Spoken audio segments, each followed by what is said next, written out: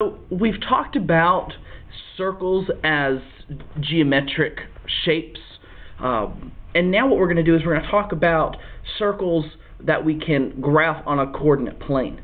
And to do this, we need to have an equation of the circle. So given this example, where I have a circle centered at the origin with a radius r, notice that once again, by definition, a circle is the collection of points equidistant from a given point in a plane.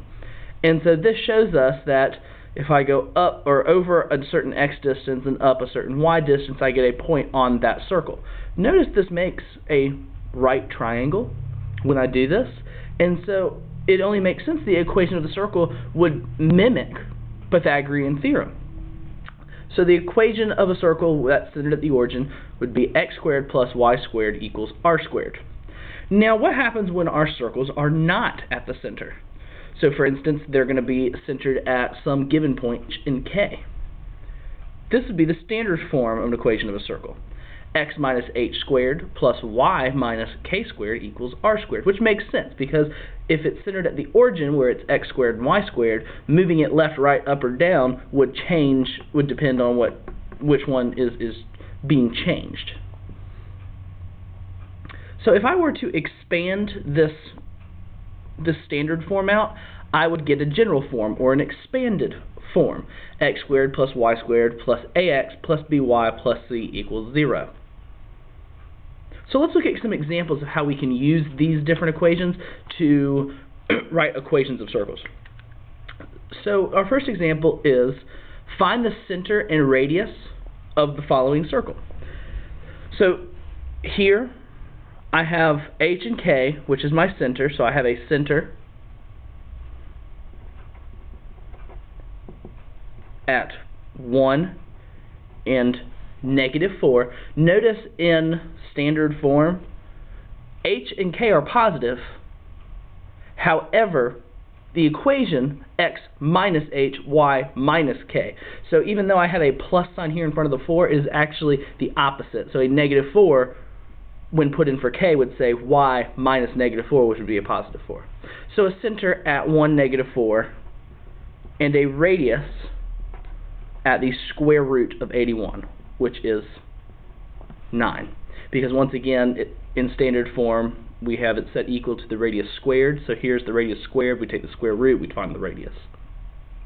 So now let's write an equation of the circle with a radius of 8 and a center at 4, 3. So x minus 4 squared plus y minus 3 squared equals 8 squared, which is simply 64. And then I have my equation. So now let's do something a little more strenuous. So given this expanded form of a circle, x squared plus y squared plus 4x minus 6y equals -4, put in standard form.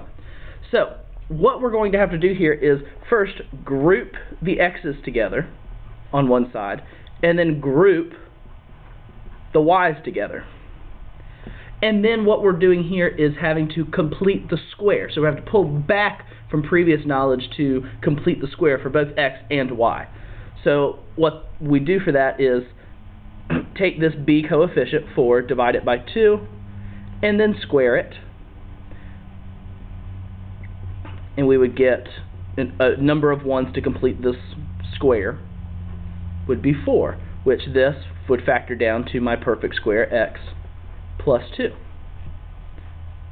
Now if I add 4 on one side of the equation, I'm going to have to add 4 on the other. So now let's complete the square for the y's. So once again, take this b coefficient, -6, divide it by 2, and then square that value, and I get the number of 1s I have to add to this to complete the square. Then I see this perfect square trinomial factors down to y minus 3 squared, which if I add 9 on one side, I would have to add 9 on the other.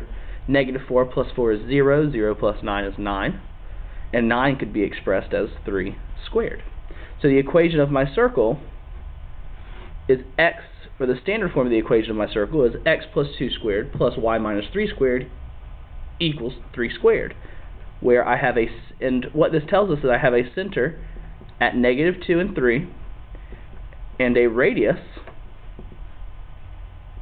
of 3. Thanks for watching.